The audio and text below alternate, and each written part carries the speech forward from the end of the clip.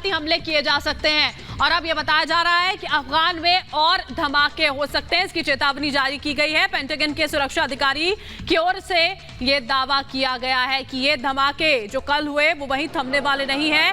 फिर से धमाकों से थर्रा सकता है काबुल एयरपोर्ट के पास 3 आत्मघाती हमले हुए। 100 के करीब अब देखिए जो मृतकों की संख्या है वो जा पहुंची है। 150 से ज्यादा लोग जख्मी बताए जा रहे हैं और अब चेतावनी एक बार फिर से जारी कर दी गई है कि कुछ और चीजों का इस्तेमाल करते हुए यहां पर धमाके किए जा सकते हैं।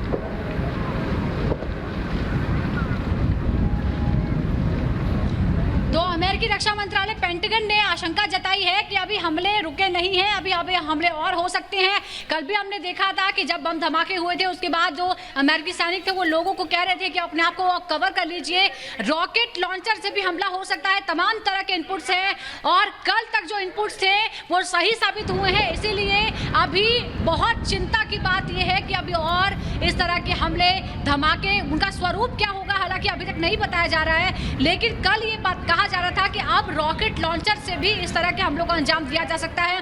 बड़ी खबर और बड़ी चिंता की खबर है ये, न सिर्फ अफगानिस्तान में रह रहे लोगों के लिए बल्कि पूरी अंतर्राष्ट्रीय बिरादरी के लिए चिंता की बात है, क्योंकि बहुत से लोग वहां फंसे हुए हैं और अगर एक देश में हालात खराब होते हैं तो उसका असर पूरे इलाके पर, पूरे क्षेत्र पर पड़ता है और यही फिलहाल चिंता है।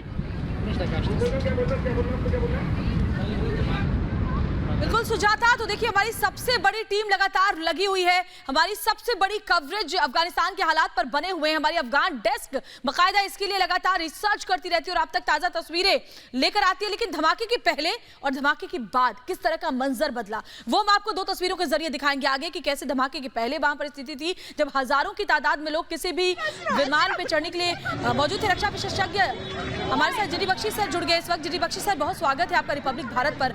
आज जब हम और आप बात कर रहे हैं अफगानिस्तान के लोग बेतहाशा दर्द से गुजर रहे हैं। कल जिस तरीके के हालात वहां पर बने, ब्लास्ट हुए एक के बाद एक, इसके बाद आप किस तरीके से सर आप देखते हैं क्या अफगानिस्तान के लोगों के लिए जिंदगी की कोई उम्मीद बची है? देखिए, अफगानिस्तान के लोगों का तो हाल बद से बदतर होता जा रहा। ये एक हैवानियत का जो ग्रुप है ये तो अब सब अपने जो छिछोरेपन की सारी सीमाएं लांघ रहा।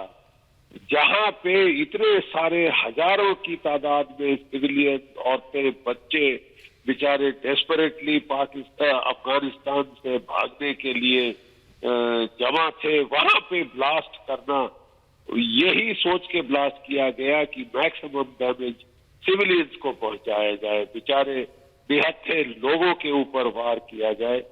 बहुत ही ये नीच हरकत है, इससे घिनौनी हरकत हो नहीं सकती। कितने सारे लोग बेचारे जो बोट है वहां पे जो ड्रेन है उसमें घुसे हुए थे कि उनको अंदर जाने का रास्ता ड्रेन के जरिए मिल जाए, जिसमें कि सीवर की ड्रेन है, वहां पे ब्लास्ट किया है ताकि इनक्लोज स्पेस में ज्यादा से ज्यादा लोग मरे।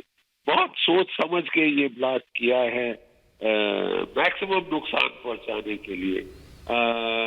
11 से 14 यूएस मरीज के मारे जाने की खबर है। अब जी, और यह आंकड़ा देखिए बख्शी सर लगातार बढ़ता हुआ जा रहा है, वही अपने आप में बहुत दुखद है। आप लगातार बने रहिएगा हमारे साथ जीडी बख्शी जी। इसी बीच तस्वीरें दरअसल अपने दर्शकों को दिखाते हैं जब आत्मघाती हमला वहां पर किया गया। 3 आत्मघाती हमले हुए, उसके बाद तस्वीरें जो हैं वो किस तरह से बदली है काबुल की, किस तरह से बेतहाशा लोग इधर उधर दौड़ते हुए नजर आ रहे थे, अफरा तफरी का माहौल था, वही तस्वीरें इस वक्त हम आपको दिखा रहे हैं। काबुल में क्या कुछ हो रहा था कल, ये इन तस्वीरों के माध्यम से आप समझिए लोगों में कितना खौफ था, जिस बात का उन्हें डर था, जिस बात से बचते हुए वो छोड़ देना चाहते थे अफगानिस्तान, उसकी महज एक बार फिर से शुरुआत होती हुई लोगों ने देखी। और जैसे ही धमाके हुए उसके बाद काबुल में अफरा तफरी का माहौल बन गया था। धमाकों के बाद से एयरपोर्ट पर डर देखने को मिल रहा था।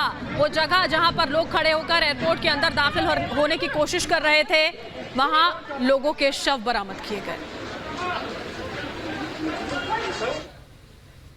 गुरुवार की शाम को धमाकों के बाद किस तरह की अफरा तफरी मच गई और एक बार फिर जो बहुत से लोग थे वो अपनों से दूर हो